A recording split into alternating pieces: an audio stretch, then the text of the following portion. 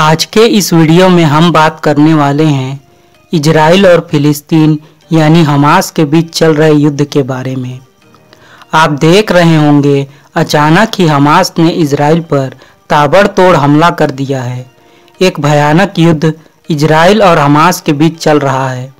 सब कुछ सामान्य चल रहा था, फिर अचानक ही ऐसा क्या हो जाता है कि हमास इजराइल पर हमला कर देता है। ये सोचने वाली बात है। आप जानते हैं दुनिया भर में जगह जगह युद्ध होना दुनिया के अंत और यीशु के आगमन का एक चिन्ह है।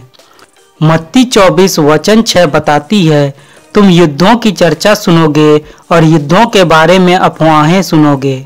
और यही चिन्ह स्वयं यीशु ने चेलों को तब बताया था जब उन्होंने यीशु से पूछा था कि आपके दोबारा आगमन का चिन्ह क्या होगा। एक वचन में दानियल के ग्रंथ अध्याय 9 वचन 26 का पढ़ना चाहूंगा। यह वचन गाब्रियल स्वर्गदूत ने स्वयं दानियल को अंत के बारे में बताते हुए दिया था। जब यरूशलेम का पुनर्निर्माण होगा तब अंतिम दिनों में क्या चल रहा होगा। वहां ऐसा लिखा है, अंत तक युद्ध चलते रहेंगे और निर्धारित विध्वंस पूरा हो जाएगा। इन वचनों से साफ पता चलता है कि यीशु के दोबारा आगमन तक युद्ध होते रहेंगे और यह युद्ध तब तक होता रहेगा जब तक यरूशलेम का पुनर्निर्माण भी हो चुका होगा। आप देखते होंगे कि आज दुनिया भर के देश यरूशलेम को इजराइल की राजधानी मान चुके हैं और यरूशलेम में अपना दूतावास खोल चुके हैं। इनमें कई मुस्लिम देश भी शामिल हैं, यानी कि यरूशलेम का पुनर्निर्माण हो चुका है। ये तो थी बाइबिल की प्रोफेसी की बात।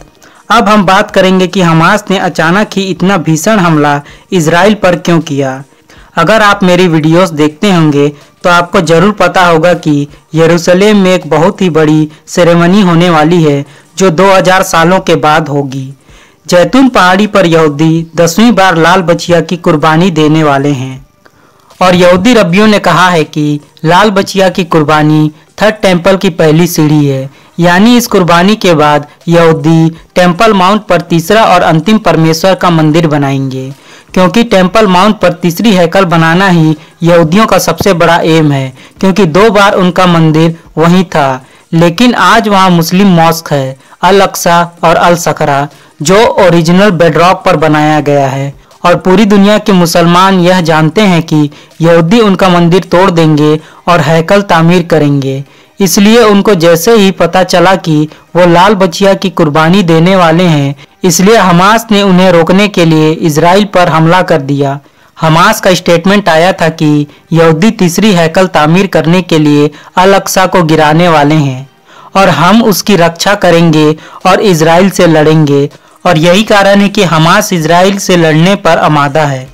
लेकिन इसमें हमास को ही ज़्यादा नुकसान उठाना पड़ेगा और जो कुछ बचा है उसे भी इजराइल वापस ले लेगा, क्योंकि जो वचनों में लिखा है वह जरूर पूरा होगा। तीसरी हैकल तामीर होगी और यीशु जल्द आएगा।